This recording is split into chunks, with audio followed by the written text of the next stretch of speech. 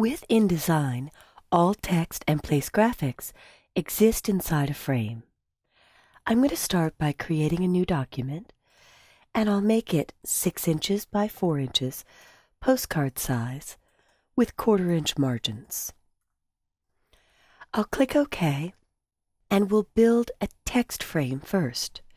To create text from scratch in InDesign, you switch to the Type tool and get the little horizontal line just above the bottom of the cursor, called the I-beam, directly where the pink and purple guides meet. Pink for your margins, purple for your columns. And we're going to type shades of blue. I'll do a Select All, Command A, or Control A, and I'm going to choose the font Bauhaus. Once I do that, I often prefer optical kerning for better letter spacing built into InDesign, and I'll make the text a little bit larger. Now, if you press the Escape key just once, that will get you off of the Type tool and back to your Selection tool. And you can see my text frame is larger than it needs to be.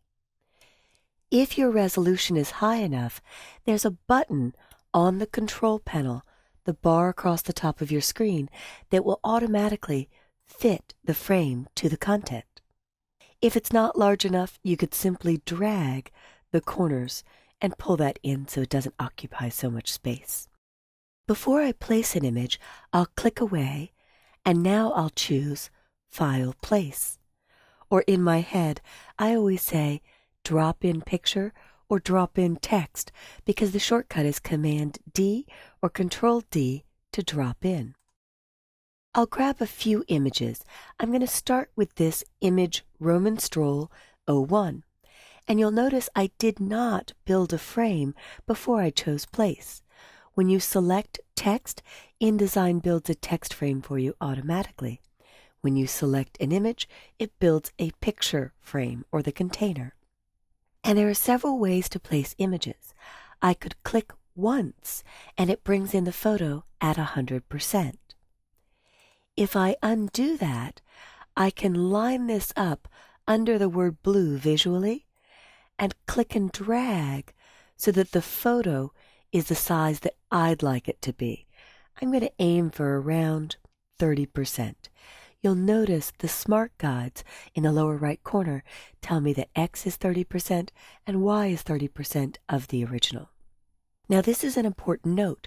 When I let go, I see a scale percentage of 100 and 100. This is the percentage of the frame or the container for the image. If I move over the center, you'll see the Content Grabber. One click with the Content Grabber selects the image inside the frame, and there I can see the actual scale, 30%.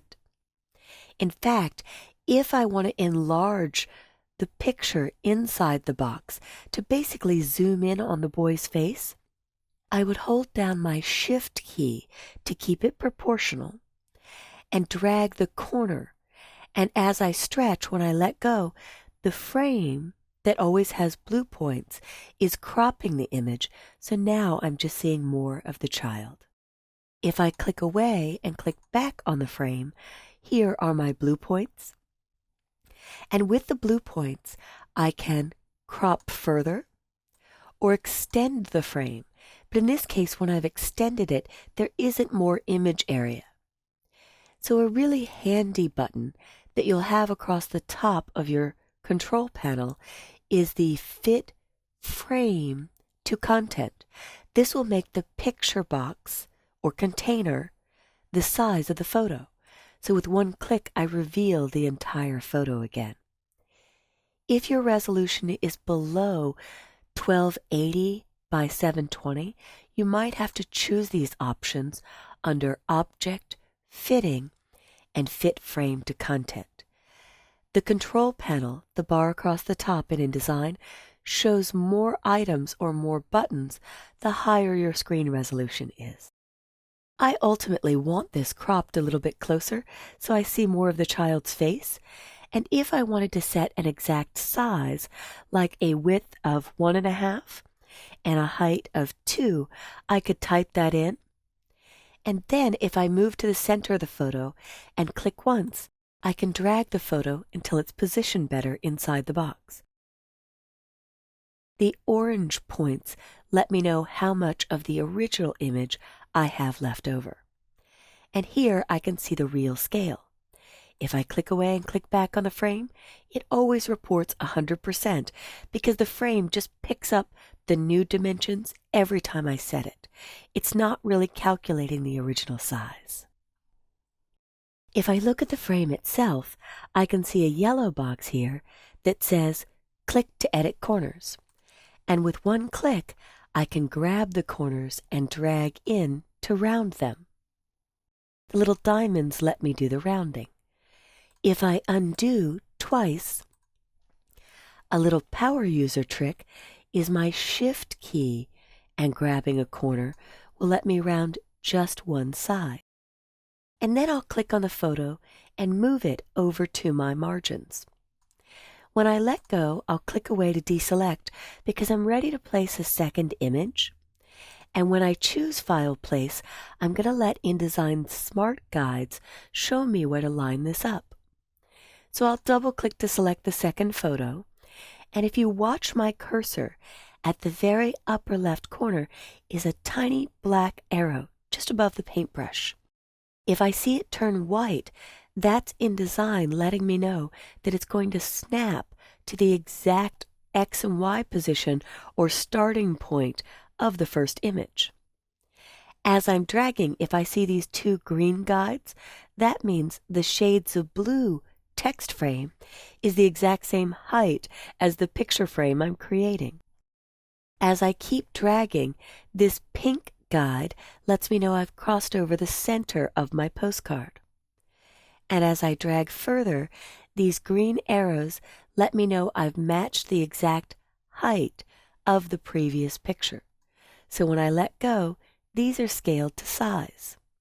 I'll click away and hit Command D or Control D to drop in picture or drop in text again. I'll look for the white guide and I'll click and drag to match the exact same width and height of the previous photo. Now if I open this plain image that I've created, I have a photo placed on the page that I'd like to put inside this airplane. I want to click the Direct Selection tool and click on the image to see orange points. The other way to do that would be to click the Content Grabber, the target in the middle. One click grabs the image inside the container, and I'm going to cut it. Then I'll select the plane, and I'll choose Edit, Paste Into. Paste Into is a very powerful way to mask images to shapes. If I click the Content Grabber again, I can now hold down Shift to keep it proportional and scale up the photo until it's filling the entire airplane. You'll notice here I have an empty frame remaining, and an X in a frame often means that a picture goes here. That's commonly used in template layouts. When I created this document, I had InDesign build the frame for me. There are two types of rectangle tools. One is a rectangle frame tool, and if I click that and click once anywhere on the image, I could set up an exact size, like 1.5 by 1, and hit OK, so I've predefined that I want the image to come into a box that exact size. Now if I choose the rectangle tool, both of these can contain pictures and both can contain text. But if I click once and again choose 1.5 by 1, when I go to my selection tool and click away, if I choose to preview this document, your preview and screen modes are located on the application bar across the top of your screen. The application bar always begins with ID for InDesign. When I choose preview, technically this frame is clear. No fill, no stroke. Stroke is Adobe's technical term for border or outline. If I go back to normal view, this frame, the one created with the rectangle tool, has a default 1-point black border, and I could increase that border, or stroke as Adobe calls it, its technical term. You can get a thicker border for your image. If I deselect and hit Command D or Control D or choose File Place, I can actually select 2 pictures at once.